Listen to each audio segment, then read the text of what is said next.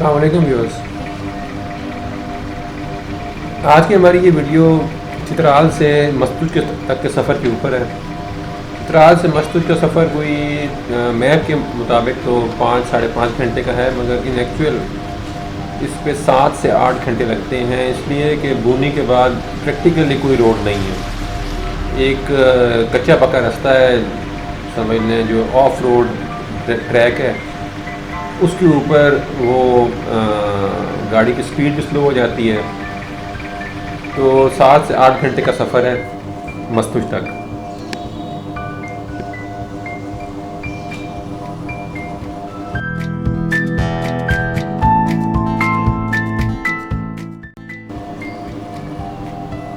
ये विज़िट अक्टूबर के महीने का है। बरसात के मौसम में तो यहाँ पे ग्रीनरी वगैरह होती होगी और सब ये पहाड़ नज़र आते होंगे शायद, मगर इस वक्त यहाँ पे बिल्कुल चटियल पहाड़ थे और दरख्त, क्योंकि उनका कटाव जो है वो तेज़ी से जारी है, लोग दरख्त काट रहे हैं और पूछने वाला कोई नहीं, जिसकी वजह से पहाड़ बिल्कुल चटियल है यहाँ पे। मगर फिर भी इस इलाके का हुस्न जो है मुनफरिद है, वो कुदरत का दिया हुआ हुस्न है। तो वो मुनफरिद एक यहाँ का जो लैंडस्केप है वो गिलगित बल्तिस्तान के लैंडस्केप से मुख्तलिफ है, क्योंकि वहाँ पे हिमालय रेंज और कराकोरम रेंज है। वो पहाड़ी सिलसिले सरसब्ज भी हैं और उन पे बर्फ़ भी है, और उनकी खूबसूरती और उनका जो स्ट्रक्चर है वो डिफरेंट है यहाँ से। ये जो माउंटेन रेंज है जो अफ़गानिस्तान, ईरान और पाकिस्तान में यहाँ से लेके फिर बलूचिस्तान से होती हुई फिर दोबारा डेरा गाज़ी ख़ान तक फैली हुई है। ये वो सिलसिला है हिंदू कश का।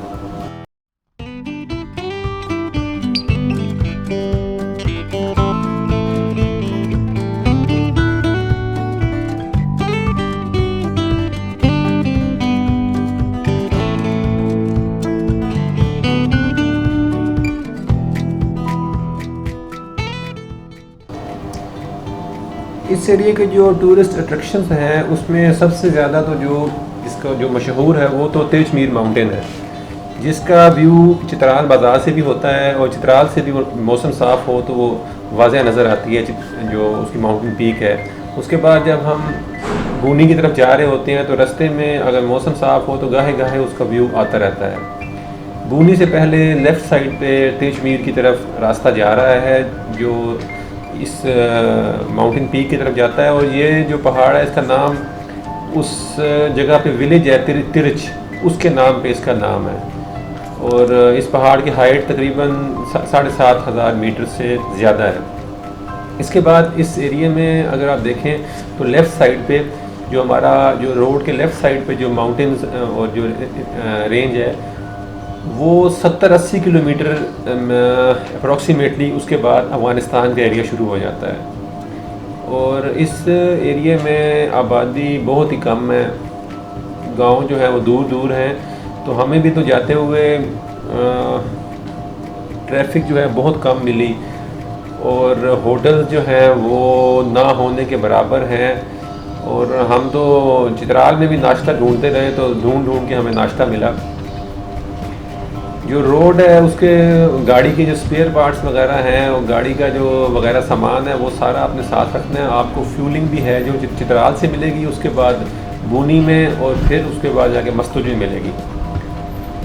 उसके बाद बीच में जो आपको फ्यूल मिलेगा वो खुला तेल है, जो पेट्रोल या डीजल जो ड्रमों में होता है वो आपको डालना पड़ेगा।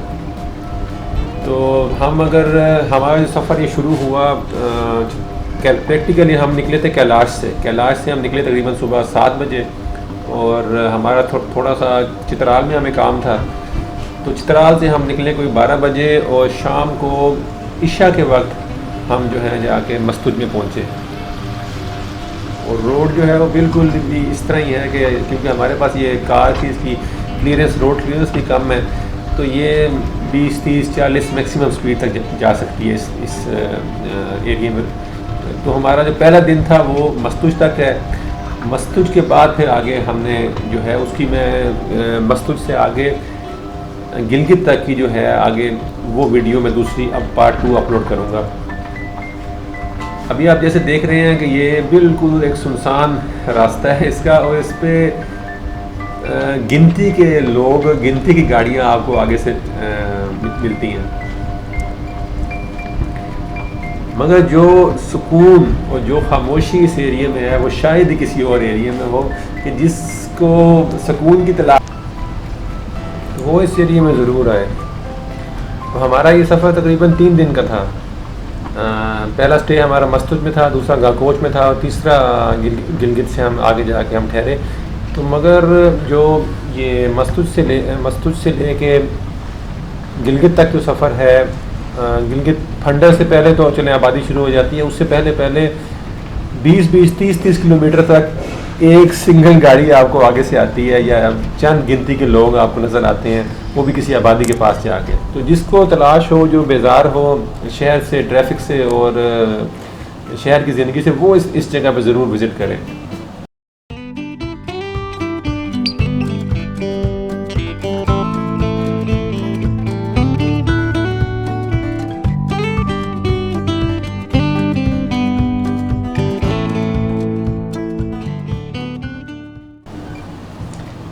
इस एरिया में देखें कि बंदे का ऑटोमेटिकली कुदरत के साथ, अल्लाह के साथ एक राब्ता वैसे ही पैदा हो जाता है कि जब आपकी डिपेंडेंसी जो है वो है ही कुदरत के दिए हुए वसाइल के ऊपर, और गैब के साथ जो आपका है ताल्लुक़।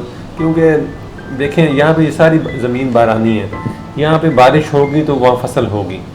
जो लोग जिनका खेती बाड़ी से ताल्लुक़ है, उनका ऑटोमेटिकली ज़हन अल्लाह की तरफ जाएगा कि या अल्लाह बारिश बरसा। उसके बाद दिन और रात को ये लोग सही तरह एंजॉय करते हैं। जो लोग शहरों में रहते हैं उनको तो दिन का नहीं पता, रात का नहीं पता। कितने ही लोगों ने तो कभी चाँद को नहीं देखा, कितने अरसे तक, क्योंकि बिल्डिंग्स के अंदर ही रहते हैं, कोई फ्लैटों में रहता है, कोई तंग घरों में रहता है, चाँद देखा ही नहीं। तो ये लोग मौसम के साथ, मौसम की तब्दीली के साथ और उससे डायरेक्टली अफेक्ट होते हैं।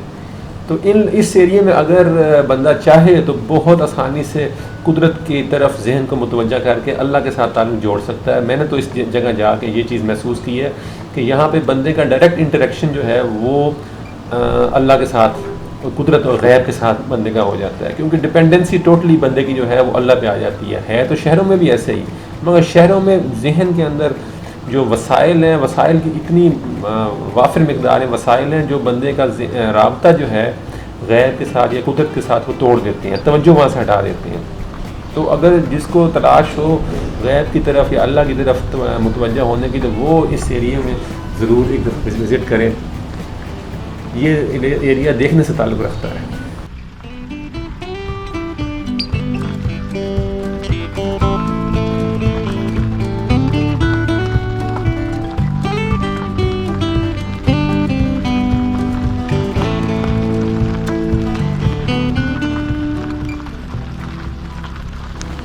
अच्छा, मैं आप लोगों के साथ एक बात और शेयर कर दूँ कि जो वखान कॉरिडोर है, जो पाकिस्तान और अफ़गानिस्तान के दरमियान में वखान कॉरिडोर है, तो वो बूनी के पास आप जब चले जाते हैं तो बूनी से आगे मस्तूज के पास, वहाँ से बहुत नज़दीक है, कोई 70-80 किलोमीटर अप्रॉक्सीमेटली या 90 किलोमीटर के बाद जो बॉर्डर आ जाता है अफ़गानिस्तान का। उसके बाद वो जो वखान का कॉरिडोर है वो है क्या कि वो एक ज़मीन का टुकड़ा है बीच में, जो अफ़गानिस्तान का एरिया है और पाकिस्तान और ताजिकिस्तान के दरमियान में।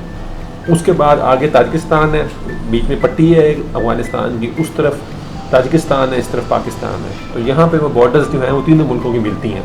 वो मस्तूज से वो एरिया बहुत नज़दीक है। मस्तूज बाज़ार जो है उसमें हमारा स्टे जो है वो PTDC मस्तूज में हुआ, क्योंकि PTDC के अलावा वहाँ पे कोई भी होटल जो है वो रहने के काबिल नहीं है, कि हमें तो नहीं मिला। अगर आप लोग तलाश करें तो शायद आपको मिल जाए। तो PTDC मोटल जो है उनके जो उनका रेंट है वो भी रीज़नेबल है। तो हमें तो तकरीबन 3500 में रूम एक मिल गया पर नाइट, और उसके अलावा उनके जो सहूलियात हैं, गर्म पानी वगैरह, खाना नाश्ता, वो सब ज़बरदस्त है उनका। तो मस्तूज में आप जाके PTDC में ठहर सकते हैं। उससे पहले बूनी में भी PTDC है, मगर बूनी में रहने का मकसद कोई नहीं, क्योंकि वो फासला बीच में काफ़ी ज़्यादा हो जाता है। तो नाइट स्टे जाके मस्तूज में ही करना चाहिए। उसके बाद अगर आप मस्तूज में नाइट स्टे करें तो ईज़िली आप गाकोच तक पहुँच सकते हैं।